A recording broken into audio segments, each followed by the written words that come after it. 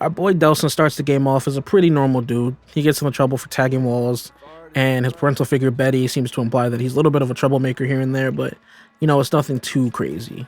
So kicking the game off, Delson and his brother Reggie, they come across a prisoner van that was escorting conduits, and they get into it with a conduit named Hank. He has the power to control smoke and shoot smoke and stuff like that, similar to the way that Cole controlled electricity in the first game. And in this interaction, you find out that Delson can absorb the power of conduits by touching them. So he touches Hank, absorbs his power, ends up passing out. Now, when he wakes up later, he goes to help his brother. And what's interesting is that when he first uses his powers, Delson starts panicking and saying like, I'm one of them, and starts freaking out. And he's saying one of them as if conduits are known in this world and that they're like hated. Breathe. Breathe. You're right. You're right. I'm one of them, man. I'm one of them. No. No. You are my brother. All right? You are my brother. Okay. This thing with you is gonna pass. I promise. We'll fix it. All right? You with me? You with me? Okay. Okay. Get out there. There is a bioterrorist. We gotta stop him before he gets to the rest of the tribe. All right? Okay. I need you. I need you right now. All right? Come on. You good? Yeah, let's go. So I guess it kind of sets up or informs you of what happens after Infamous 2, because this game does use the good ending as canon.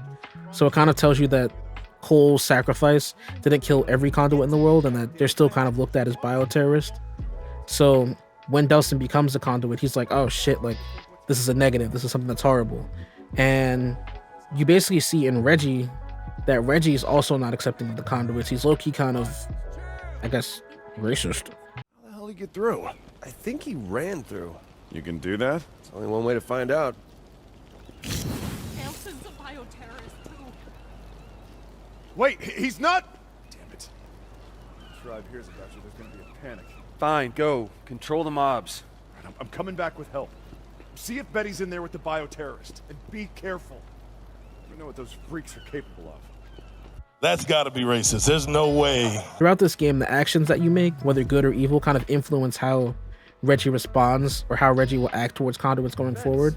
And I think that's just like a little interesting touch that like, even now after everything that's happened, the conduits are still seen as evil, which I guess makes sense because, I mean, the beast blew up half of the East Coast and yeah, anyway. So Delson ends up catching back up with Hank. He and Reggie chase him down. You end up getting into a little boss battle, and it's kind of crazy that Delson just had his power for 20 minutes and he beats this experienced conduit, or he at least manages to not get absolutely destroyed in this fight, but that's going to happen a lot through this game. But anyway, Delson ends up pinning him down and he absorbs some exposition from Hank. I spent most of my life behind bars. It's easy enough to bust out. You just gotta wait for that golden opportunity. When I got my powers, hell, I was unstoppable. Until the DUP caught up with me. Yeah, they got a special hole they like to toss folks like me in. Figured out a way to bind us all up so we couldn't use our powers. That also meant they had to feed us, wash us, even wipe our goddamn asses. That's no way for a man to live. There's no way. They had this red-headed bitch there, really into needles and scalpels. She called what she did to me tests. But if you do enough time, you learn a few tricks. You just gotta be patient. Sooner or later, they'll screw up. They always do. You maybe see something or you hear something, learn things you weren't supposed to know. So when that bitch put the three of us in that wagon, I knew what was coming. A golden opportunity. You learn that he and the other conduits that were captured were presumably captured and experimented on, and this kind of further sets up how the world views conduits, because you learn that they have a special task force that's basically dedicated to dealing with them. And it also sets up with the main antagonist, which is the DUP. So you end up fighting Hank further as he's in a panic trying to survive and escape. And eventually he dips and you run into a redhead that was mentioned in his little flashback. And when you run into her, she immediately captures him.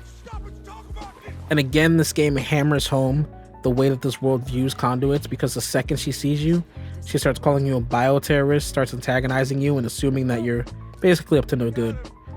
And I'm sure this was a relatable law enforcement interaction for some of my other minorities out there. Message! Delsin, being a smartass, calls out the fact that this red-haired woman, Augustine, is using powers and is a conduit, but she's also rounding up conduits and capturing them, calling them bioterrorists, so she's essentially a hypocrite. And this pisses her off because she shoots him in the leg with a concrete shard, which is going to be kind of her thing. What are you doing? You can't do this, you crazy! I've got rights! And I have the legal authority to suspend those rights whenever I feel it's necessary, like now, for instance. I'll ask again. What happened in there? And I will tell you again.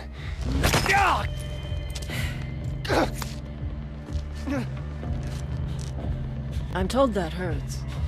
After this, Betty approaches, who I again said earlier is like your parental figure, your guiding light through the whole game. And here you get your first decision. Augustine is basically looking for the remaining conduits, or the second conduit that Hank was in association with, and she thinks that the tribe may be hiding them. So you have an option to turn yourself in as a conduit and get captured by Augustine, obviously, or you could say nothing and she'll go through the entire tribe, shooting them in the leg with that concrete the same way she did to you. And it's kind of shown or like implied that this concrete kind of like grows through the body and like goes across bones and like sticks out your skin. It's actually kind of brutal. It's a little bit crazy. It's like a thing that can even possibly be survived from if she does it to someone. But anyway, honestly, it doesn't matter which option you pick here, because regardless, Augustine's going to go through the entire tribe, shooting them all with this like concrete virus or slowly growing shard thing. So regardless of what you do, it doesn't really change the story progression of the game. But here is where you start getting into the unhinged or evil Delsin dialogue. You get just a little glimpse at it. The way he addresses Betty after all this happens is just cold as ice. Like you can see him just kind of like shifting the blame and just being like, oh, it happened anyway, going about my day. How could anyone do this? How many people did she hurt?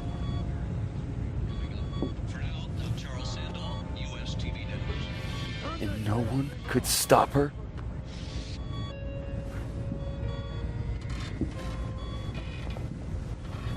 Oh my God. Betty.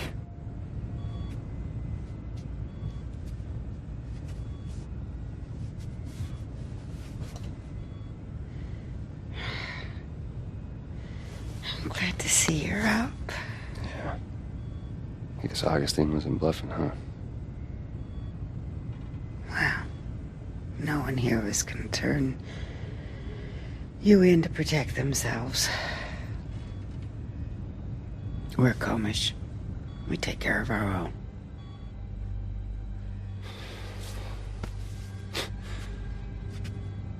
I guess I did the right thing. You imagine what that bitch would have done to me if I'd actually talked?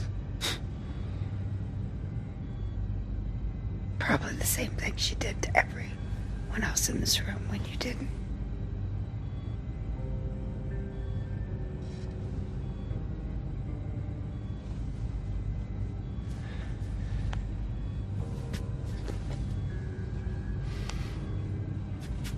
Do me a favor and tell everybody else that I said thanks for taking one for the team. Yeah?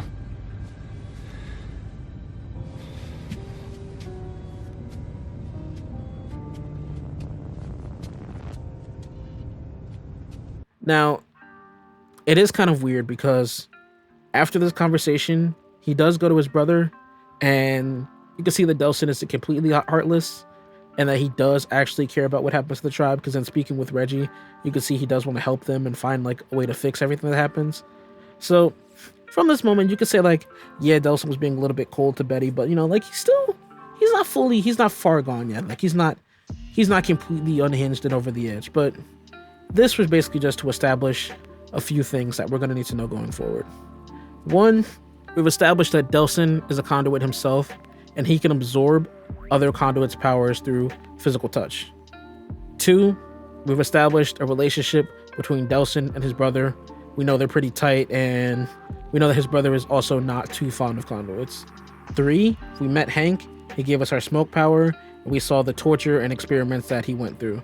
4, we see the entire tribe is on death's door because of Augustine's concrete shard virus, and that sets up a time limit in which we have to do everything. Then 5, we know that DUP is hunting and experimenting on conduits, and we know the public perception of conduits is trash and that most people don't like them in the city. So now, let's fast forward way deeper into game so we can see how all these pieces come together and where it all climaxes and making some of the most unhinged moments possibly in the Infamous series. Later in the game, you get back in contact with Hank, and he tells you he has a way to get straight to Augustine. Obviously, Delsin is jumping on this because he wants to get to her as fast as possible so he can cure his tribe. And Hank further baits you with the idea of getting some new powers, and new powers means obviously you'll be strong enough to fight the DOP, strong enough to defend the tribe, strong enough to beat Augustine. So, you guys turn to smoke, you go out to this island, and boom, you're immediately cuffed in concrete by Augustine, and seemingly you're about to get captured. But your boy Reggie comes out of fucking nowhere and fires a fucking RPG directly at Augustine. Just to be sure.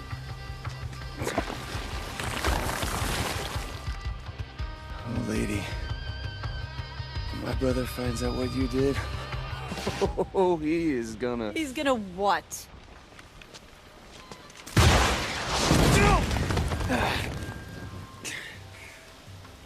You could have hit me! Yeah, that's payback for blasting me with the angels. Now come on, get up. Come over here, I'll get those cuffs off you. Why a police officer has an RPG, I don't know, but it works. After this, you regroup with Reggie. He breaks the concrete off your hands, but then, while trying to save Fetch and Eugene, who, by the way, are just 2 other conduits you meet and you absorb powers from throughout the game, this moment happens here. Leave my brother alone, you bitch! Oh, dear God. Reggie! Come on.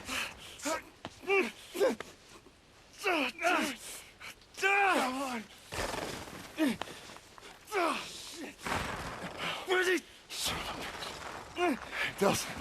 Delsin, look at me. You gotta let me go. No, I can do this. Listen, we can't let this stuff get to you two. David, I'm so proud of you. No. Always have been. No. Reggie, don't. I love you, bro. No!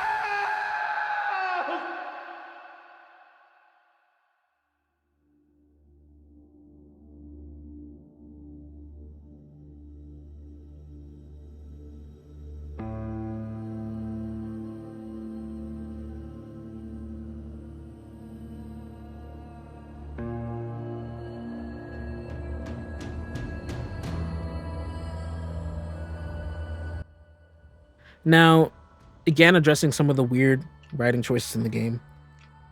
After Reggie dies or he's falling, he tells Delsin he's proud of him, and he does this whether you play good or evil.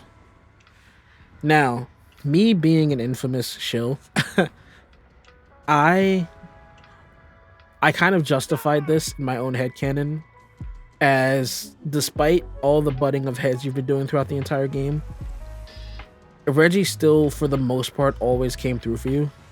Even if you were, like, completely evil. There's some moments where he's like, yeah, I'm not going there, but when it mattered most, Reggie still showed up for you. And I think even though he's seen some of the bullshit you've been doing, this moment is saying that as your brother, he's still ride or die for him no matter what. And he's still proud that of the choices that Delsin is making and what he's fighting for to try to do this for the tribe. So he kind of recognizes the choices that he's making to help the people survive. So that's kind of my headcanon as to why he says he's proud of you no matter what you're doing, good or evil. And also, at this point, you honestly don't do anything super crazy evil. Like, you do some stuff that's fucked up, obviously, but you don't do anything that's like... I don't think there's any choice. There's no evil choice up until this point that made me go like, damn, that's evil. Like, it was always just like, wow, that's messed up. Or like, okay. but most of it can be kind of justified, or just kind of like, whatever. It's after this point where the evil choices start really getting crazy.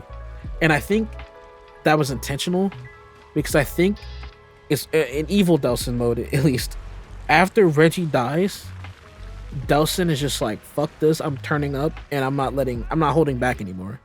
Like, I'm just going all out, I'm going balls to the wall on these dudes. And you can see this, because immediately after this moment, you have a fight with Augustine, and the game cuts out the audio. It does this cool thing where it's just like, all you hear is Delsin screams, Augustine screams, and the explosion. Everything else is muffled.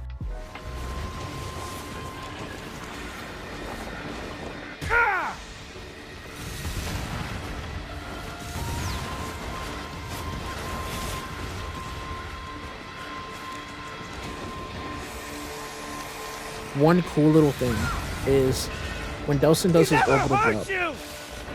Throughout the entire game, he goes up, he flies directly into the camera, he smiles at it, and then dives back to the ground, blows up everything. In this moment, when he flies up to the camera for the orbital drop, you can see like the straight distress in his face, like he's been crying, like he's stressed the fuck out, or like he's super pissed off. And I think just that attention to detail in this moment is just like this is the reason why I fucking love Sucker Punch, honestly. Like, shit like this, it's like, who would think to change that animation for this moment just to even further convey what's happening and the distress that he's feeling in this moment. Like, I feel like they're so good at just these character moments and this world building moments that it's like, it's just why I love like every game that they produce. But moving on, Delsin and Augustine have a fight, and they end up destroying the entire island they're on, which is insane just in terms of the scale of power between these two. But anyway, after this, Delsin gets back to the main city, and immediately, like the second he is on dry land, he stands up, he's like, we're getting Hank. He is on his ass immediately. Like, there is no like, oh, 2 missions later, oh, we gotta prepare. No, Delsin is like, we're getting this motherfucker now. So Delsin tracks Hank down using his cell phone, and you find out that Hank betrayed you because Augustine had his daughter as leverage. And if you play as evil Delsin, once you catch up to Hank, this is how things play out. She said she wasn't gonna hurt you. She promised she's just gonna talk. Wouldn't you believe her? She got a sadistic streak a mile wide, but I never heard tell of her actually killing a conduit. My brother would still be alive if it wasn't for you. She had my daughter.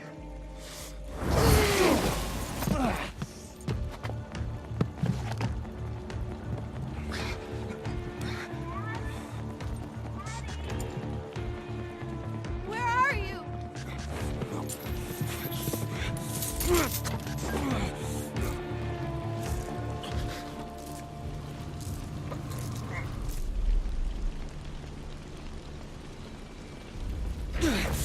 Eye for an eye, asshole.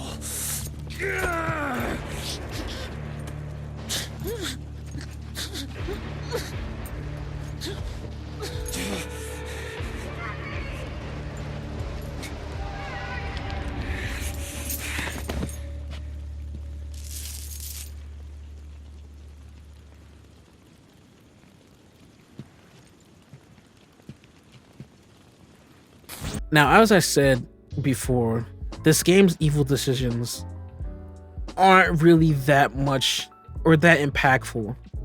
Like, most of them aren't super memorable to me, honestly, and most of them aren't really that different than playing a good playthrough. But as I said, after Reggie dies, that's when these decisions start turning the fuck up. That's when Delsin starts turning up. And this moment right here is one of the most memorable moments of Infamous Second Son for me, because it's the moment where I was like, yo, they just did that? And it's like, we've seen crazy shit in Infamous before. The Beast obviously destroying Numeray, the whole Evil Cold ending, which we're going to talk about that later. I don't think I forgot about Infamous 2. But we've seen people like getting killed for food. You can kill civilians in the game. You can absorb them, turn them to dust and shit like that. But I think this one being so visceral, of you just straight choking a dude out while he stares at a boat in the sea that his daughter is on, and you hear her cries as she's crying out for her dad, just, it hits so different, and it just feels so much more personal and savage. It's just one of the reasons why I say Delsin is like makes some of the most unhinged choices in the evil playthrough. But at the same time, you can say Hank brought it on himself because he betrayed you and you got your brother killed. So, I mean, it's kind of an eye for an eye type shit, you know? I mean, so anyway, after this, Delsin further continues his trail of smoke, and he's like, now I'm going to gather my squad of Eugene and Fetch, who I mentioned before, and we're going to bring the smoke straight to Augustine. So Eugene, Fetch, and Delsin raid Augustine's camp or base or whatever you want to call it, and when Delsin comes face to face with her, you see that she has cameras set up to film the entire interaction. So, any trouble finding the place? I know all about what you did. Using Hank to set up the crash. Making Eugene and Fetch look like monsters to scare the shit out of the city. Also, you could swoop in and be the hero. I did what I had to protect conduits. Protect? You hunt them down. You lock them up. And you train them to kill. I needed Abigail and Eugene to be monsters, because without monsters, the monster hunters go out of business. So that's what this is all about, huh? Job security? And you almost derailed the whole operation. Luckily, you turned out to be the best thing that ever happened to me. You hear them out there? They want your head.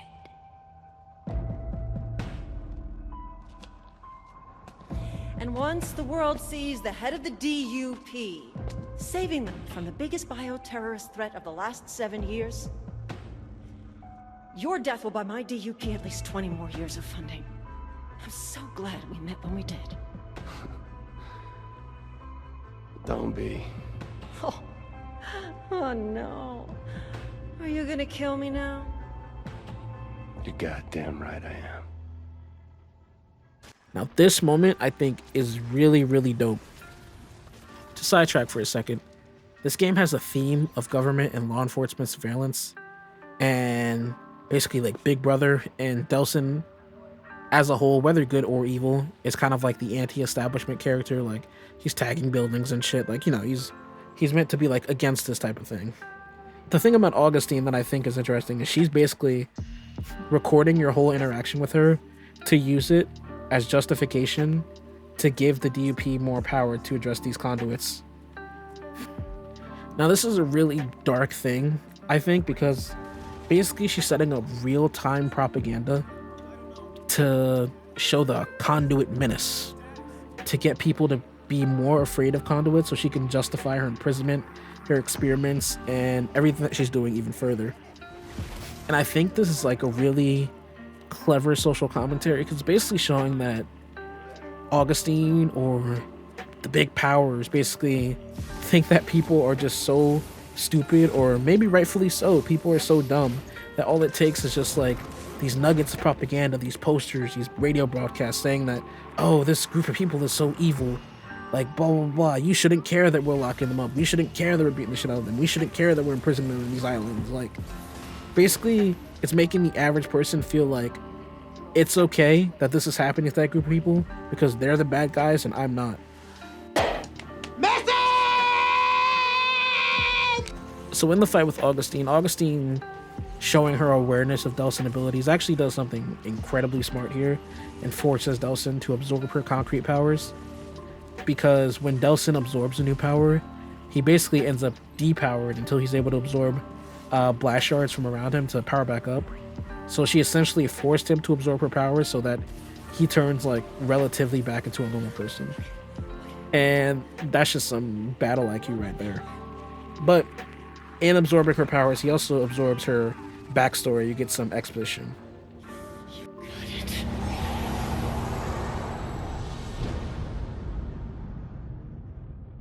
7 years ago, my unit was there to save lives from a new threat. Conduits. People with powers that no one understood. They had the power to kill.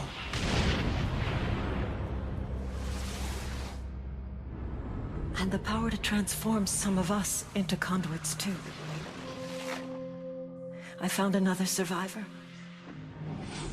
She tailed me as I made my way back to the safety of my battalion. Together we traveled through a lawless city that wanted us dead because of what we now were. Every day, people joined the lynch mob, horrified by the thought of conduits hiding among them. We'd hurt no one, but they could only see us as monsters. When military order finally asserted itself, they treated us as the threat. I was conduit. I was military. But I couldn't be both. So I made another option. It was the only way. By bringing in that first conduit alive, I'd earned the government's trust.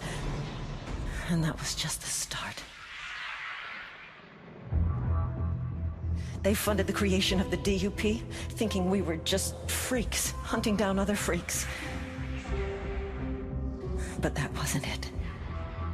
I was going to save as many conduits as I could. If my kind were going to live, it'd be behind the walls of Curtin K. So, it looks like, presumably, based on what she says here, Augustine was a conduit that was transformed by the Beast, which is a really dope tie-in to Infamous 2. Because she says, like, everything was destroyed around her when she was transformed, and we know that when the Beast transform people, it causes, like, a large-ass explosion, and it kills a bunch of civilians around. But she basically says her justification for what she's doing is because she saw how society was treating conduits, again, basically what we're talking about the entire video, and she saw how they were killing them and, like, beating the shit out of them and doing stuff like that. So her justification is that she basically wanted to capture conduits to keep them on ice or keep them in, like, a safe location so that society couldn't hurt them, but at the same time the conduits themselves couldn't, like, I guess, hurt anyone else. So it's kind of like she was protecting conduits from death and societal punishment basically by imprisoning them. And that is a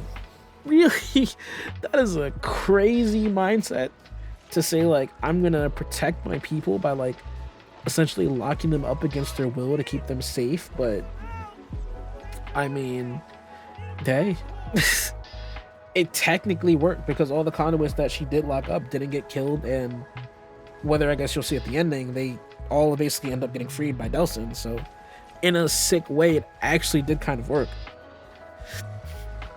So after this, Augustine turns up, she encases herself in concrete, turns into, like, this giant concrete ant looking thing, and tries to kill Delsin while he's depowered.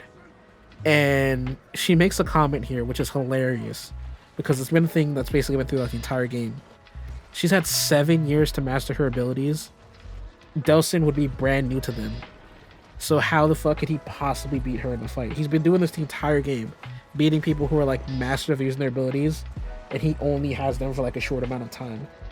Now, I guess you could say he's absorbing their memories, so he's absorbing their skill with them as well. But in this moment, Delsin is depowered. He is effectively, like, a normal-ass dude, maybe slightly enhanced. But how could he possibly survive this fight against Augustine when she's allegedly going all out and trying to kill him while he's waiting for these blast shards to be thrown in? Like, he would need to have some crazy reflexes or, honestly, just crazy plot armor to even survive this. But anyway, he does eventually beat Augustine.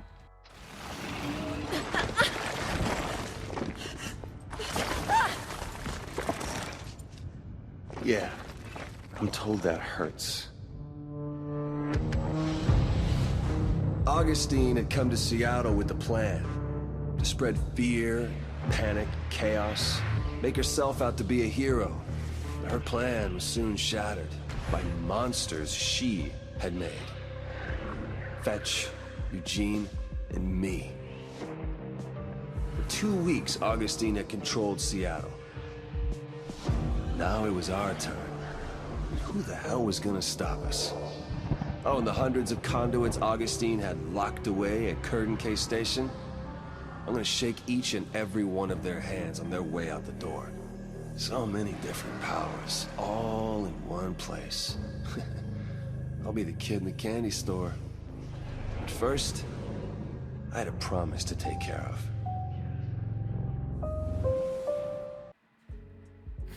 So after killing Augustine, Delsin basically talks about how he plans to free all the conduits that she had captured, and he's gonna absorb the powers from every single one of them.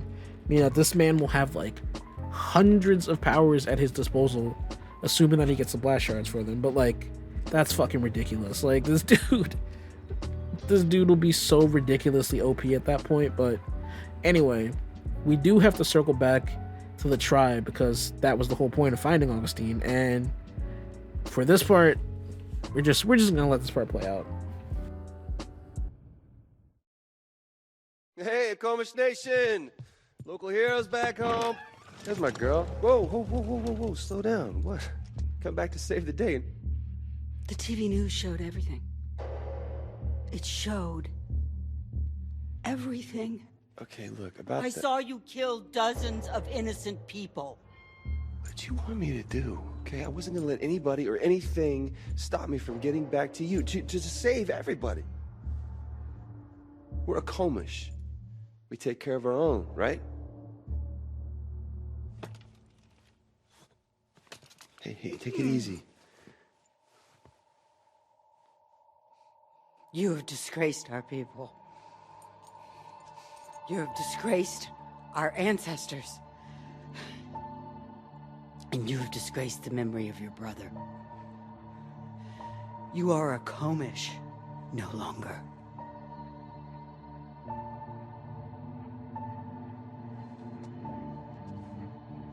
You, everybody else, will die without me. Or have you forgotten that? We haven't forgotten. And we will never forget. But...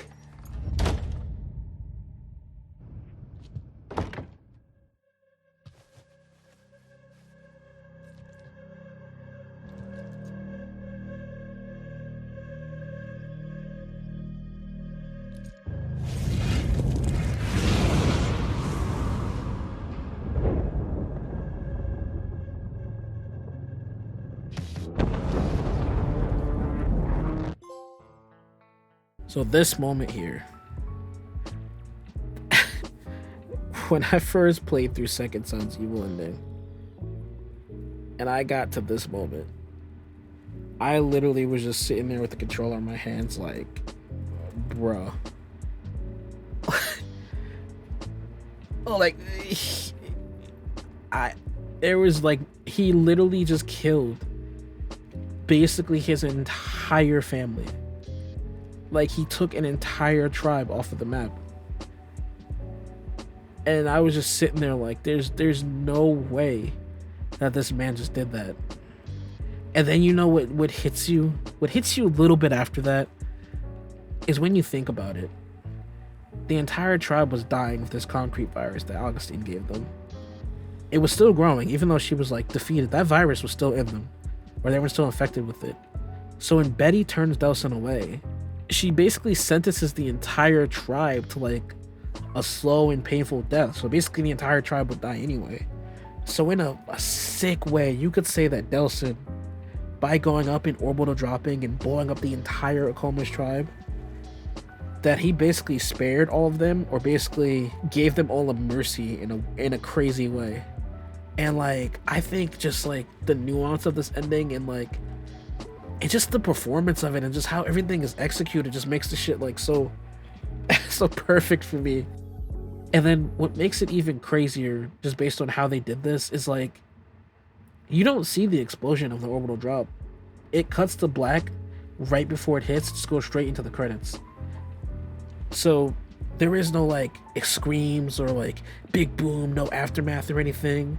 It just cuts away, so you're just all left to your imagination as to like how visceral and how crazy that shit was. Like, the way they did this here was just so damn evil and so dark that it was perfect in my opinion. And then like when you look at the mocap of it and you look at Delson's face and like the way Troy Baker delivers that line when he's talking to Betty, like look at this dude's face right now, bro. Like the lighting on him, like the look in his eyes, like you can feel like everything running through his head right before he makes that choice to destroy the entire tribe. And this whole ending from that first raid on Augustine's Island with Hank all the way to the end is just it was just masterful to me. I don't know why it hit so hard for me, and it basically became one of the most standout moments of the entire franchise for me. Like I feel this end game just so effectively demonstrates somebody crashing out to the fullest that it's like it just became perfect for me. And I think this is what made the evil playthrough like my definitive playthrough for Delson. I don't even think the good playthrough even holds a candle to it, honestly. Like there is not a single moment in the good playthrough that I think hits as hard as these few moments in the evil one. But maybe I'm just like an edgelord. I want to know what y'all think about the evil playthrough. Do y'all think it's a definitive one? Because me personally, if I were to see an Infamous, we'd be on 4. I would want to see, because we already know Good Cole is canon, I would want to see a Good Cole versus an evil Delson. Delson with like the hundreds of powers that he has now versus Cole with like presumably may still have the RFI amp, and in my headcanon the RFI amp may give him like the ability to like strip powers or something, so that's the way that he can like counter Delson. But I'm getting into like my fan fiction now. But tell me what y'all think. Again, we're showing Infamous supremacy on this channel. I definitely got more Infamous videos. I can talk about this shit all day. Thank y'all for running up that first Infamous video we did. I did not think that video would do that well. I did not know the Infamous community was going to come that strong, but now y'all have given me a reason to yap about my favorite studio, Sucker Punch, and my favorite game series. So definitely got more to talk about for Infamous, for Ghost of Tsushima, for all these Sucker Punch titles. And if you like what we're doing here, make sure you like and subscribe. Thank you.